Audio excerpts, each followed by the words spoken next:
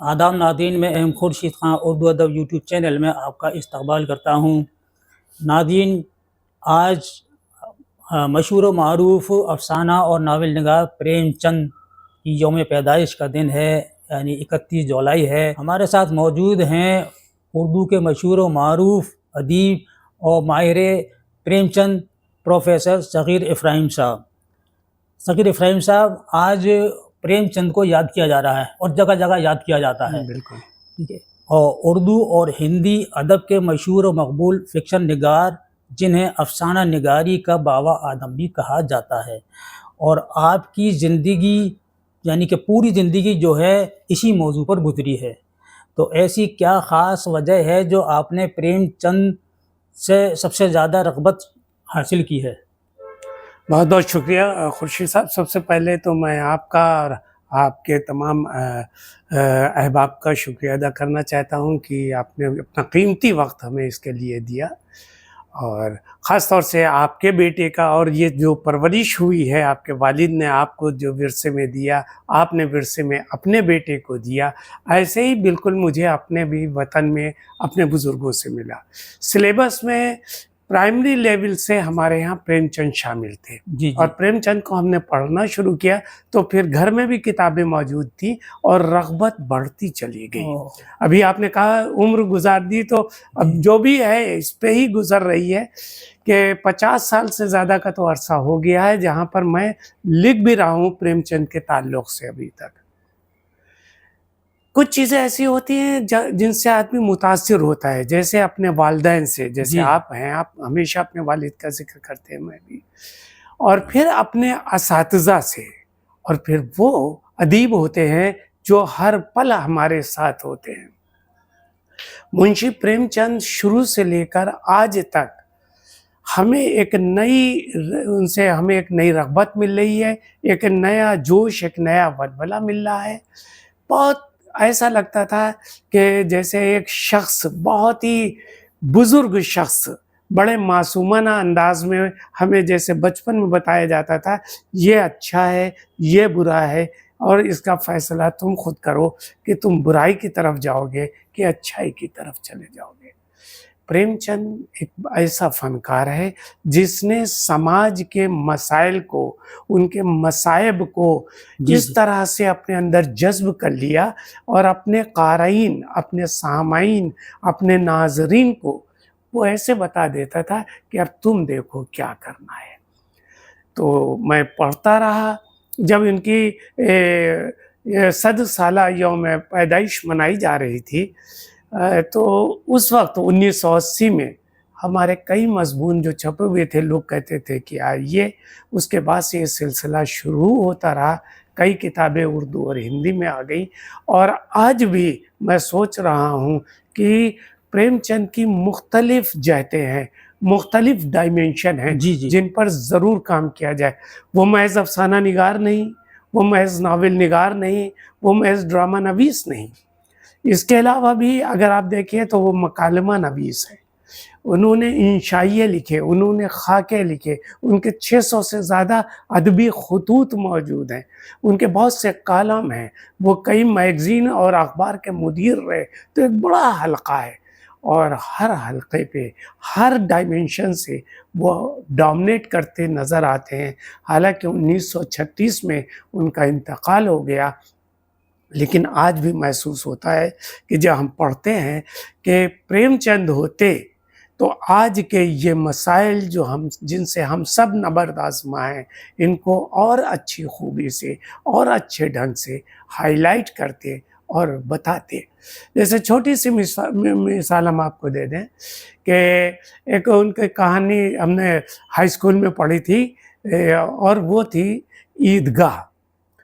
तो ईदगाह को जब हम आज भी पढ़ते हैं तो ये लगता है कि कैसे खूबी से हम लोग ईदगाह तैयार होकर जाते थे जब हाई स्कूल में हम थे, और उस वक्त की ये कहानी थी, और कैसे वहाँ का हामिद उसको खिलौनों से दिलचस्पी दिखलाई। यानी एक इंसानी नफ्सियात, एक बच्चे की नफ्सियात, उसकी साइकोलॉजी, उसकी सोच, उसकी फ़िक्र, साथ ही में उसकी दादी अमीना की भी फ़िक्र को सामने कर दिया और ये कहा गया, हमने पढ़ लिया और समझ भी लिया कि बच्चों की नफ्सियात पर ये एक अच्छा अफसाना था।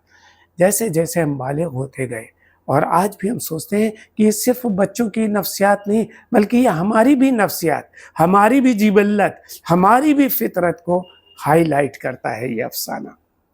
ये अफसाना हमें बताता है कि ईद का दोगाना कैसे अदा हुआ, जब फितरा ही नहीं अदा किया गया।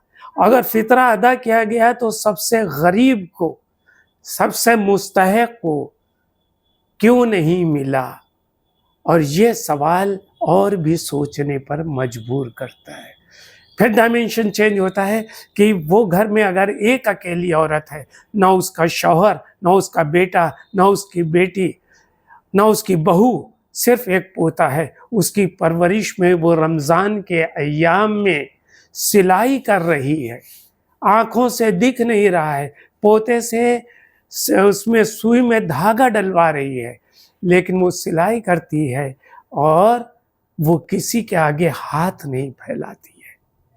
तो ये तमाम चीज़ें हमें गौर फिक्र की तरफ राग़िब करती हैं। छोटे छोटे ऐसे उनके हर फन पारे में कई डायमेंशन हैं और हर डायमेंशन से हम सोचते चले जाएं तो वो हमें मिलता चला जाएगा। बहुत अच्छा किया आपने खुर्शीद साहब के मौजू का इंतखाब किया। डॉक्टर साहब, अली अहमद फ़ातिमी साहब और ज्ञानचंद जैन साहब, ये दोनों अदब की अहम शख्सियात हैं। बिल्कुल बिल्कुल। और आपकी जो प्रेमचंद का काम है, आपकी जहतों पे काम है, को कदर की निगाह से देख रहे हैं, ये क्या वजह है? प्रोफेसर अली अहमद फ़ातिमी प्रगतिशील आंदोलन के बहुत ही मुखिया, तरक्की पसंद तहरीक PWA जिसे हम कहें, पूरी ज़िंदगी वो भी गुजार रहे हो, हमसे ज़्यादा खूबी से उन्होंने अपने आप को वक्फ कर रखा है। और जब मेरी किताब आई कि मैंने उसका तहक़ीक़ी और तनक़ीदी मुताला किया, फिर उसका मैंने मारूज़ी मुताला किया, तो मारूज़ी मुताले पर उनका बहुत अच्छा मज़मून आया और उन्होंने कहा कि ये रिटिन में भी है किताब पे हमारी, कि इस प्रेमचंद के तख्लीक़ात का मारूज़ी मुताला में उन्होंने लिखा है कि सग़ीर हर डायमेंशन से अब आप सोच रहे हैं, बड़ी खूबी से लिख रहे हैं और हम कह सकते हैं कि जो एक्सपर्ट्स हैं उनमें आप शामिल हैं। आपने तह बतह खंगालने की कोशिश की है, सिर्फ उनके फिक्शन तक आप महदूद नहीं रहे हैं। तो आपने तहक़ीक़ की है, आपने तनक़ीद की, आपने उनके और तमाम चीज़ें तलाश कर ली और आप हर एक को देखते हैं, चाहे मदन गोपाल हो, अमृतलाल हो या गोयनका हो, आप उन सब की तहरीरों को, यानी जो उनके मुखालिफ हों या मुआफ़िक़ हों, सबको लेके और बहुत ही संतुलित अंदाज में बैलेंस रखते हुए आप अपने राय को पेश करते हैं, जो प्रेमचंद का बुनियादी उसूल था। इसलिए बहुत ज़्यादा उन्होंने मुझे तारीफ़ की, मुझे खुशी हुई कि अली अहमद फ़ातिमी ने बाकायदा एक तवील मज़मून लिखा हमारी प्रेमचंद शनासी का। ऐसे एक बहुत बड़े नक्काद हैं, इनका इंतकाल हो गया है, सिकंदर अहमद साहब, अच्छा। फिक्शन का नब्बाज़ था, उसने भी जो लिखा है, उनका इंतकाल हो चुका, बैंक के बहुत बड़े ऑफिसर थे। तो उन्होंने लिखा है कि सग़ीर अफ़राहिम ने जिस अंदाज से प्रेमचंद को देखा है वो एक अलग डायमेंशन है, एक अलग ज़ाविया है और ज़रूरत आज उसी चीज़ की है। उनका भी मज़मून मुझे बहुत अच्छा लगा और मेरे लिए एक सनद की हैसियत रखता है उनका मज़मून। डॉक्टर साहब, एक छोटे से 2 सवाल हैं। पहला सवाल तो ये है कि हमारे नाज़रीन देख रहे हैं और अक्सर उनके MA या PhD वगैरह में सवाल आता है, पूछ लेते हैं कि प्रेमचंद ने सबसे पहले उर्दू में लिखना शुरू किया या हिंदी में लिखना शुरू किया? पहला सवाल तो ये है। और दूसरा सवाल ये है, प्रेमचंद पर आपने PhD भी की और मौजूद तो और भी थे, लेकिन प्रेमचंद ही आपने क्यों मुंतखब किया? पहले मैं आपके दूसरे सवाल का जवाब दे दूँ। मैंने अभी अर्ज़ किया कि प्रेमचंद, और मेरा ख़्याल है हर बच्चे को जी आज पूरे हमारे मुल्क में हर जगह सिलेबस में शामिल है प्रेमचंद। जी हाँ। उस प्रेमचंद के लिहाज से जब हम शामिल हैं प्रेमचंद के लिहाज से, तो हमने भी पढ़ा, हमें भी शौक़ हुआ, हमने MA में यहाँ टॉप किया, गोल्ड मेडल हासिल किया। और आपको बताता चलूँ, अभी अभी इंतकाल हुआ एक बहुत बड़े शख्स का, अदीब का, चौधरी नईम साहब का, जो शिकागो यूनिवर्सिटी में थे और मुझे अलीगढ़ मुस्लिम यूनिवर्सिटी में पहला अगर अवार्ड शिकागो से मिला है तो चौधरी नईम साहब की तवज्जो से, और पूरा शिबली की तमाम तख्लीक़ात का सेट मिला था प्रोफेसर सुरैया हुसैन के हाथों। अच्छा। 1980 में जब मैंने टॉप किया था। 80 में जब मैंने टॉप किया तो मैं चाहता भी था कि फ़िक्शन मेरी ख़ास फील्ड थी, तो मेरे उस्ताद मोहतरम काज़ी अब्दुल सत्तार ने कहा कि हाँ तुम अपना उसी के ऊपर करो। लेकिन वो छुट्टी पे जा रहे थे, उन्होंने सुपरवाइज़र का हमारा इंतखाब कराया प्रोफेसर नईम अहमद साहब का। नईम अहमद साहब जो तहक़ीक़ के आदमी थे, तनक़ीद के आदमी थे, तो उन्होंने कहा इस पर ज़रा सा इख्तिलाफ़ होगा कि यही मौज़ू हो रहा है, रहेगा प्रेमचंद ही। लेकिन उसका उन्वान कमेटी से मंजूर ये हुआ कि उर्दू अफ़साना तरक्की पसंद तहरीक से कब्ल, यानी 36 से कब्ल। 36 मीन्स प्रेमचंद का इंतकाल हो रहा है 1936 में। उस वक्त तक प्रेमचंद शुरू हो रहा है अफसाना प्रेमचंद से। तो टोटल प्रेमचंद पर मेरी ये स्टडी थी और इसी पर मेरी पीएचडी हुई थी। और मुझे फ़ख्र भी था कि मेरे सुपरवाइज़र भी के अलावा मेरे जो मुमतहिन थे वो प्रोफेसर कमर रईस साहब थे और बहुत एक्सपर्ट हैदराबाद के थे प्रोफेसर यूसुफ सरमद साहब, ये मेरे सुपरवाइज़र थे। तो मैंने इसको लिया और हमेशा प्रेमचंद हमारा मौजू बना रहा। आज भी मेरा प्रेमचंद मौजू है कि प्रेमचंद के डायमेंशंस को देख के हम ये कहें। पहला सवाल हम आपका इसी से जोड़ रहे हैं। आज 100 साल के बाद जी बड़े तफरीक आ चुकी है। कहा जाता है गंगा जमनी तहसीब, न जाने कितना पानी गंगा जमुना में बह चुका है, कितनी तहकीक हो चुकी है, कितनी हम तरक्की कर चुके हैं 100 साल में। 100 साल में यानी प्रेमचंद के अहद में शुरू में जब उन्होंने लिखना भी नहीं शुरू किया था, स्कूल मदरसे में जा रहे थे, तो रेडियो भी नहीं आया था। और आज हम कहाँ तरक्की कर चुके हैं। उस वक्त देखिए, अब आपको गौर करना पड़ेगा पढ़ाते वक्त कि प्रेमचंद कहता है, खुद कहा उन्होंने कि जब मैं उर्दू में सोचता हूँ तो हिंदी में लिखता हूँ, जब हिंदी में सोचता हूँ तो उर्दू में लिखता हूँ। इसके लिए पूरी हिस्ट्री समझनी पड़ेगी, उस आयरनी को समझनी पड़ेगी जिसके बारे में हम लोग समझाते नहीं अपने बच्चों को, अपने अदीबों को। प्रेमचंद बनारस से तकरीबन 6 किलोमीटर के फासले पर है लमही गांव, वहाँ पैदा हुए 1880 में और पढ़ने जाते थे, फारसी पढ़ते थे 6 साल तक, 8 साल की उम्र तक फारसी पढ़ी। उसके बाद अंग्रेजी पढ़ी, ये सब खुद लिखा हुआ उनके बेटे अमृत राय ने लिखा है और उनकी सनद, ये फिर अंग्रेजी पढ़ी। और आपको इसके बाद बता दें कि उन्होंने सिर्फ ग्रेजुएशन किया था, बीए इलाहाबाद यूनिवर्सिटी से किया और बीए में उनके 3 सब्जेक्ट थे जिससे उन्होंने बीए किया। एक हिस्ट्री थी जी, एक अंग्रेजी थी और एक फारसी थी। तो उस शख्स के बारे में आप कहते हैं कि हिंदी में लिखता है कि उर्दू में लिखता है, और जिस तरह से वो लिखता चला आ रहा है, क्योंकि वो ज़माना ही हिंदी और उर्दू का है। हर एक हिंदी और उर्दू से मोहब्बत और रग़बत रखता है, उससे करीब है।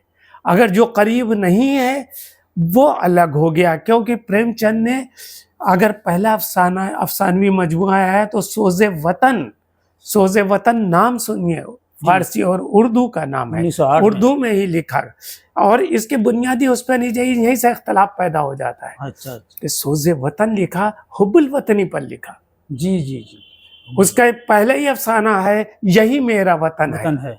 उसका जो किरदार है, अब आप तसव्वुर करिए, और यहीं से हमारे बच्चे को तसव्वुर करना चाहिए, उसका किरदार 120 साल पहले अमेरिका से आ रहा है हिंदुस्तान, क्योंकि उसने पूरी ज़िंदगी अमेरिका में गुजार दी है हीरो की। और गौर से सुनिएगा, अमेरिका में गुजार दी है, बच्चे उसके परवरिश पा चुके हैं, इस्टेब्लिश हो चुके हैं। अब उसे अपने वतन की याद बेपनाह आ रही है और वो अपने वतन आता है, और जब वतन में आता है और आके देखता है तो कहता है ये तो मेरा वतन है नहीं, ये महल बनना है, ये बनना है, ये बनना है, ये मेरा वतन नहीं है। जब अल्लाह सुबह भोर में वो देखता है नदी के किनारे कि जहाँ इबादत करते हुए, पूजा पाठ करते हुए लोग किस खुलूस और किस मोहब्बत से जा रहे हैं, वो चीख पड़ता है कि यही मेरा वतन है, यही मेरा वतन है। जहाँ पर गुरुद्वारा भी हो, जहाँ पर भी मस्जिद भी हो, जहाँ पर मंदिर भी हो और उनकी आवाज़ें भी आ रही हो, ये आवाज़ शोर नहीं है, ये आवाज़ हमें तक़वियत देने वाली थी। सही बात। इसलिए जब जब ज़रूरत, हिंदी के उर्दू हिंदी का हल कर लीजिए मसला। प्रेमचंद ने 1903 से लिखना शुरू किया, 1905 से बाकायदा शुरू किया और 1921 तक बाकायदा लिखते रहे और सर्विस में भी थे, बहुत अच्छी सर्विस में, school teacher, permanent school teacher. Mahatma Gandhi आते हैं और महात्मा गांधी तकरीर करते हैं गोरखपुर में और कहते हैं, सुनिएगा, कहते हैं कि देखिए जलियांवाला बाग में ये हुआ, हम बाइकाट करते हैं उनकी तमाम चीज़ों को। जिस तरह पुरजोश अंदाज में उन्होंने किया, इनके ज़मीर ने गवारा नहीं किया कि हम सरकारी मुलाजमत करें, सरकारी लिबास पहने वगैरह वगैरह, और सरकारी मुलाजमत से इस्तीफ़ा दे दिया। जी जी जी। सरकारी मुलाजमत से सिर्फ इतना कह देने में और अमल करने में बहुत फ़र्क है। जी। आज कोई सरकारी मुलाजिम अपनी एक प्रमोशन के लिए तो जी जान लगा देता है, क्या कुछ करता है, उसने सरकारी मुलाजमत से इस्तीफा दे दीजिए। अब यहीं से उर्दू हिंदी की बात आती है, नाट झगड़ा। अब वो क्या करे, साल डेढ़ साल तक छोटे छोटे कामों को करता रहा। अहबाब के कहने पर, बड़े अहबाब के कहने पर प्रिंटिंग प्रेस लगाया, प्रिंटिंग प्रेस हिंदी का लगाया। डेढ़ साल बाद जब हिंदी का लगाया तो फिर रोजी रोटी का जरिया प्रिंटिंग प्रेस बन गया। और प्रिंटिंग प्रेस आप वाकिफ हैं, आपके वालिद भी रहे हैं कि जिस तकरीबन 80-90 साल पहले प्रिंटिंग प्रेस में सब कुछ कंपोजिंग, प्रूफ रीडिंग, सारा काम उसी को करना होगा, तो वो हिंदी में चले आए जी। और फिर हिंदी में लिखते रहे, लेकिन वो कभी भी अलग नहीं हुए। और उन्होंने कहा भी, इससे पहले भी वो हिंदी में लिख रहे थे, इसके बाद भी वो उर्दू में लिखते रहे और आखिर तक लिखते रहे। और इस बहस में ना पड़िए, क्योंकि फिर जब देखा उन्होंने कि ये तल्ख हो रहा है, तो फिर उन्होंने ही ये इश्यू भी उठाया था, उर्दू हिंदी हिंदुस्तानी जुबान हिंदुस्तानी हो, जिसमें महात्मा गांधी भी शरीक थे, अब्दुल हक भी शरीक थे। तो प्रेमचंद को कह के उर्दू हिंदी को नहीं करिए अलग। प्रेमचंद उर्दू हिंदी का अदीब है। मैंने इसीलिए कहा, आखिर में भी आप देख लिए कि उसकी जो कहानी कफन प्योर उर्दू की है, जिसमें बाद में उनके बेटे ने उसे हिंदी में किया और लोगों ने, और नॉवेल हिंदी में है गोदान, फिर मंगलसूत्र हिंदी में लिख रहे हैं। तो हिंदी और उर्दू उनके ज़माने में नहीं थी, वो दिलों को बांटने वाले नहीं थे, वो जोड़ने वाले थे। तो कहीं अगर ये बच्चा है तो उस तालिब इल्म को, उस्ताद को क्लियर करना होगा। ये तो आज झगड़ा पैदा हो गया है।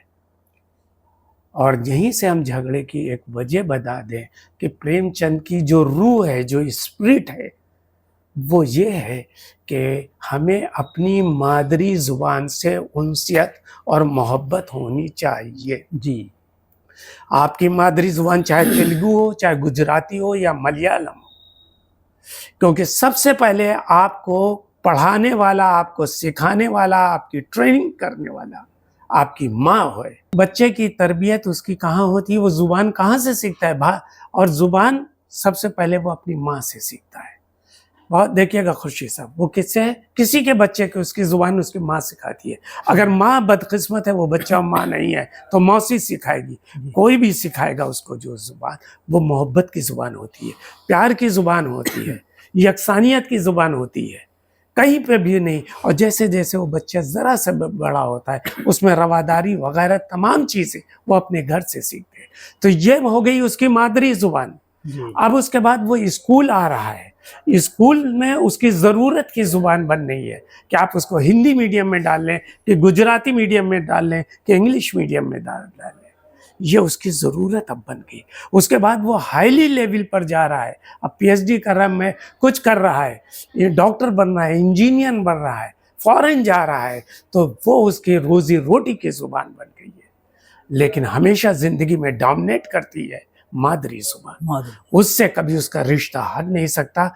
बुनियाद मजबूत करना चाहते थे प्रेमचंद मादरी ज़ुबान से, कि तुम जहाँ रहो, जिस हिस्से में रहो, अपनी माँ से मोहब्बत करोगे तो अपनी मादरे वतन से भी मोहब्बत करो। जी। और इस मुल्क में जब भी रिस्पेक्ट दी गई है, हर चीज़ को माँ का दर्जा दे दिया गया है। शागिर्द भी कदम चूमता है जाके तो उसी को। तो प्रेमचंद तरबियत करते रहे हैं, इसलिए एहसास होता है कि काश हमारे यहाँ की ये बुराइयाँ ये ख़त्म हो जाती, ये चीज़ें डेवलप हो जाती और हम उस तरह से आगे चलें और प्रेमचंद को समझें, न कि ये देखें कि वो उर्दू का अदीब है कि हिंदी का अदीब है।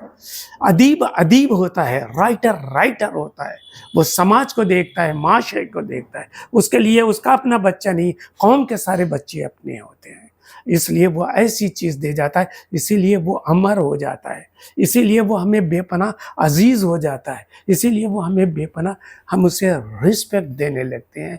इसलिए प्रेमचंद हमेशा अमर रहेंगे कि उन्होंने बुनियाद को मजबूत किया है।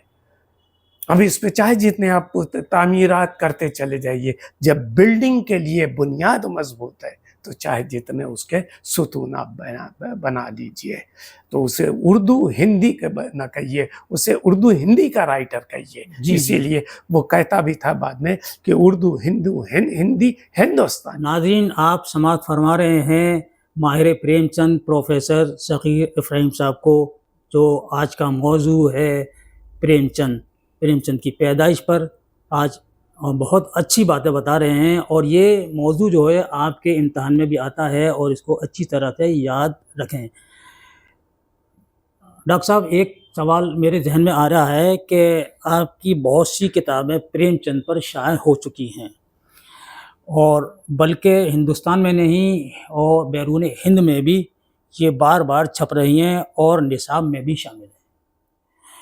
तो इतनी मकबूलियत आपकी किताबों की प्रेमचंद की मिल रही है, तो ऐसी क्या वजह है, इसका राज क्या है?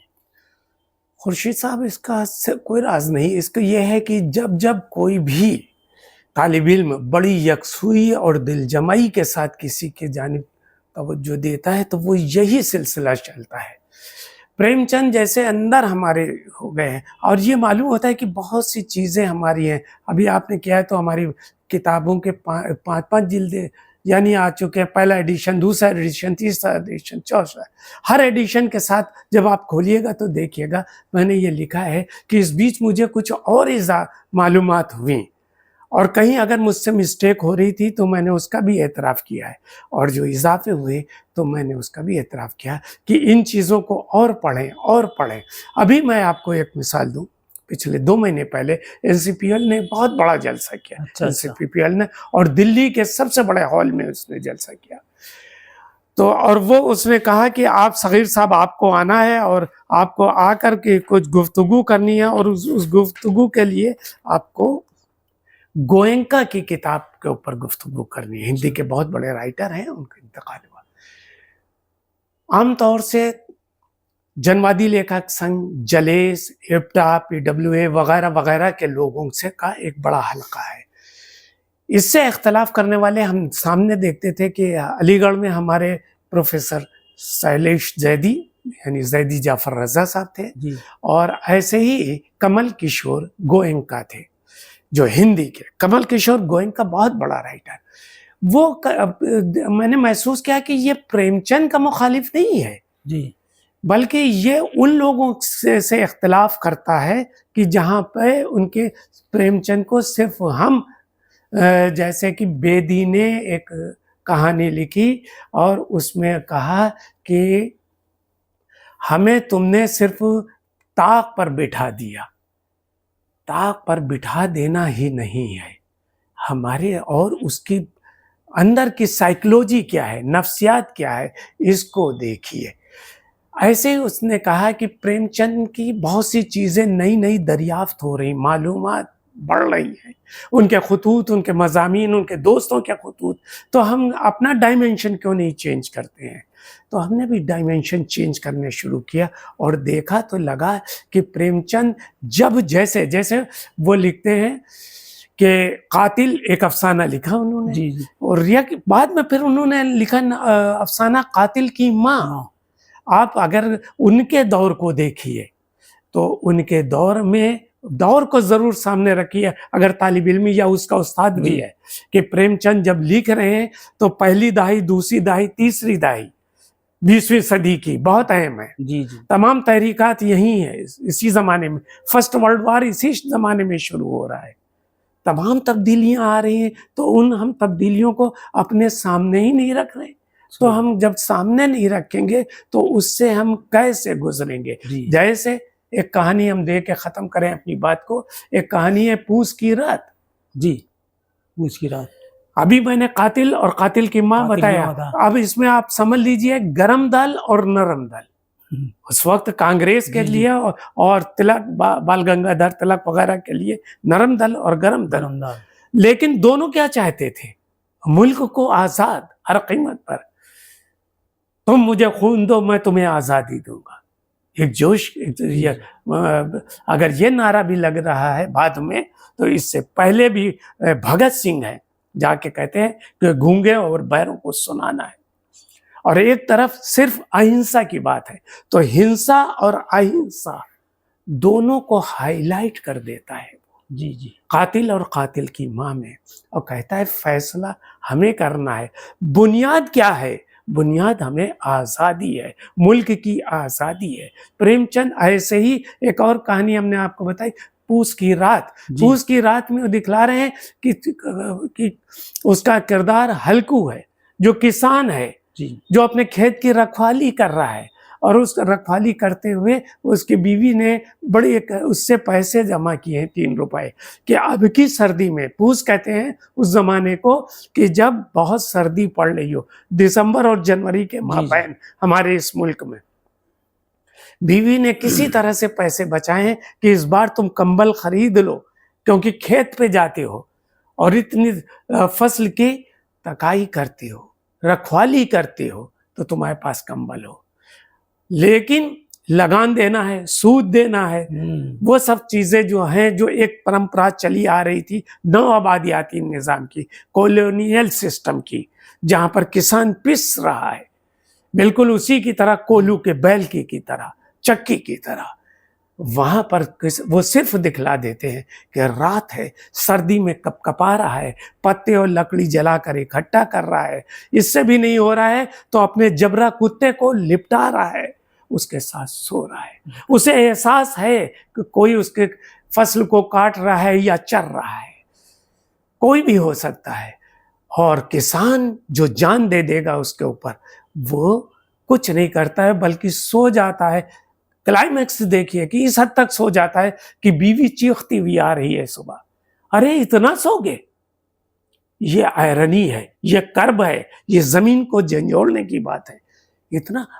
अब वो झूठ बोलता है, इंसानी फितरत, वो हमेशा फरिश्तों को उन्होंने अपना किरदार नहीं बनाया, इंसानों को वो जल्दी से झूठ बोल देता है। अरे तुम्हें मालूम नहीं पेट में कितना दर्द उठा था, मरते मरते बचाऊं?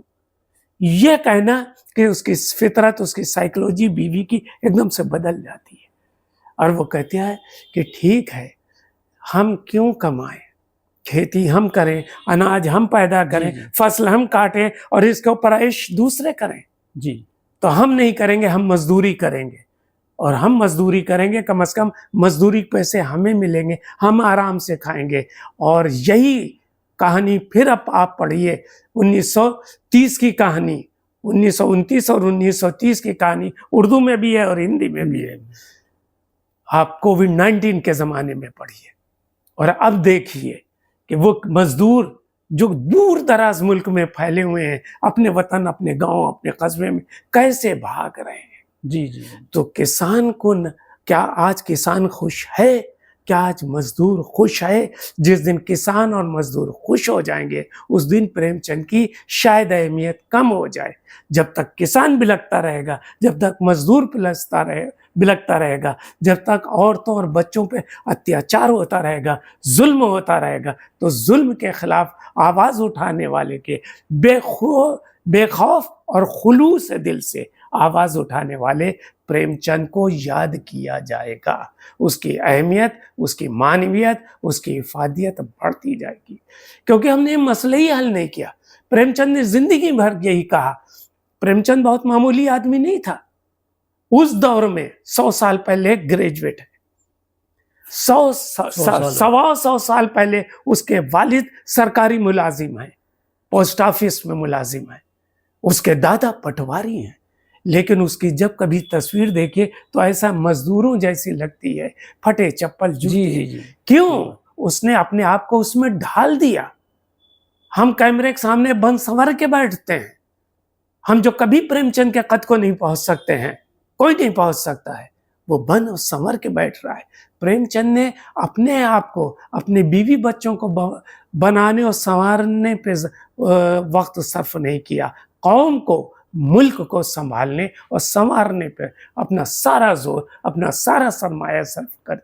इसलिए वो अहम है, इसलिए उसे इज्जत और एहतराम से हमेशा देखा जाएगा। इस मुल्क में ही नहीं, हर मुल्क में देखा जाएगा। जहाँ जहाँ जुल्म होगा, जहाँ जहाँ नाइंसाफ़ी होगी, जहाँ जहाँ गरीबों पर और मजलूमों पर अत्याचार होंगे।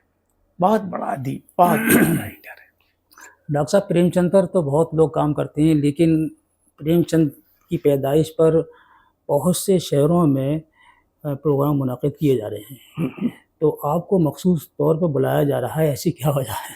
हाँ, इत्तफाक यह कि देखिए, अब सबसे पहले मैंने कबूल किया कि जहाँ मैं जाऊँगा वो अपना वतन, उन्नाव, जहाँ से मैंने प्रेमचंद को जाना, जहाँ से मैंने प्रेमचंद को समझा, और अपने ही वतन में अगर कोई मुझे, और वहाँ का इंटर कॉलेज, जी, इंटर कॉलेज का भी नाम है अटल बिहारी वाजपेयी इंटर कॉलेज। अच्छा, वो मुझे बुला रहा है, आप उसको देख लेंगे। जी, अटल बिहारी इंटर कॉलेज में, और प्रगतिशील आंदोलन के लोग हमें सब बुला रहे हैं, तो अपने वतन में, वरना घर में किसको क्या अहमियत दी जाती है, वहाँ बुलाया जा रहा है। तो सबसे पहले मैंने कहा कि मैं बिल्कुल आऊँगा, पहुँच जाऊँगा, वहाँ भी करूँगा।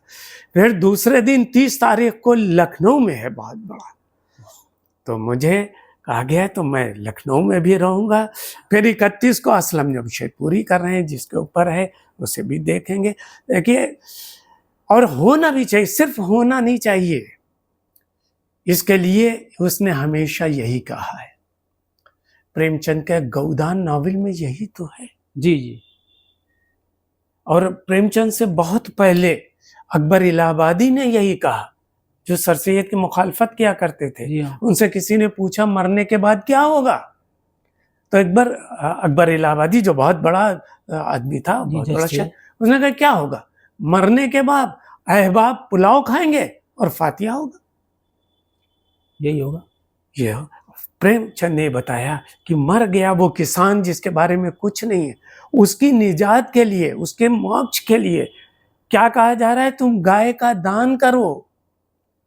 किससे कहा जा रहा है? जो खुद मुफलिस है, जो खुद गरीब है। तो जब तक गुर्बत नहीं खत्म होगी, जब तक बराबरी नहीं आएगी, आप देखिए कितने से मामूली से मौजू को लेकर प्रेमचंद ने कहानी लिख दी। नमक का दारोगा, जी, किस चीज के ऊपर है कि रिश्वत नहीं होनी चाहिए, खत्म हो जानी चाहिए रिश्वत। आज तो रिश्वत क्या चीज है, साइबर क्राइम है।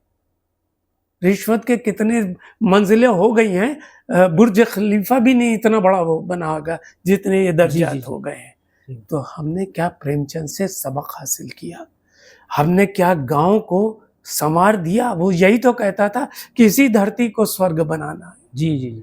और हम शायद बहुत से लोग कर रहे हैं और करते रहे हैं और करेंगे, लेकिन जब तक बेदारी पूरी तरह से ना हो जाए, जब तक ये मुफलिसी सिंसियर होकर खत्म ना कर दी जाए, सही बात। उस वक्त तक प्रेमचंद को सब मानते रहेंगे, और उसके बाद भी प्रेमचंद जिंदा रहेंगे, क्योंकि इसके अलावा भी प्रेमचंद ने बहुत से मौजूआत दिए हैं, और ऐसे दिए हैं कि एक एक मौजू के ऊपर, एक एक डायमेंशन के ऊपर बहुत काम होगा।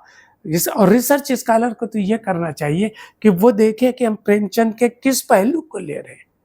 आमतौर से ये किया जाता है कि प्रेमचंद को सबको ले लिया और पीएचडी का पहला बाब, दूसरा, तीसरा, चौथा, पांचवा बाब, पहले बाब में अफसाना निगार, नावल निगार, फिर ये कुछ नहीं। आप किसी एक चीज को लीजिए, किसी एक नावल को लीजिए तो उसका तकाबली मुताला किसी आज के दौर के नावल से कर लीजिए, उनके अफसानवी मजमूए को लीजिए तो आज के दौर में कर दीजिए। अगर गौदान लिखा गया तो गौदान के बाद जामिन अली साहब ने क्यों नावल लिखा, इसको देखना है, इसको तकाबली मुताला करना चाहिए। अगर ये कंपैरेटिव स्टडी हो और बहुत खुलूस से हो, दिल से हो, सोच समझ के हो, महज डिग्री हासिल करने के लिए नहीं हो, तो काम बहुत बन जाएगा और बनेगा वो ख्वाब उसका प्रेमचंद का ज़रूर पूरा होगा।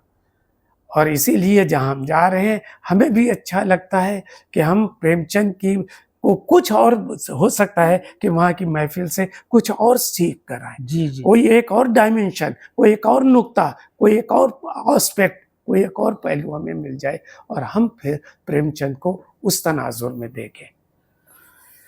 नाज़रीन, आप सुन रहे थे माहिर प्रेमचंद प्रोफेसर ज़फ़ीर इब्राहिम साहब को जो शहर हासिल गुफ्तगू कर रहे थे, और प्रेमचंद पर आपने जो कुछ आज सीखा है और सुना है, और उसको आप अच्छी तरह से नोट कर लीजिएगा, ये आपके लिए बहुत काम आएंगे।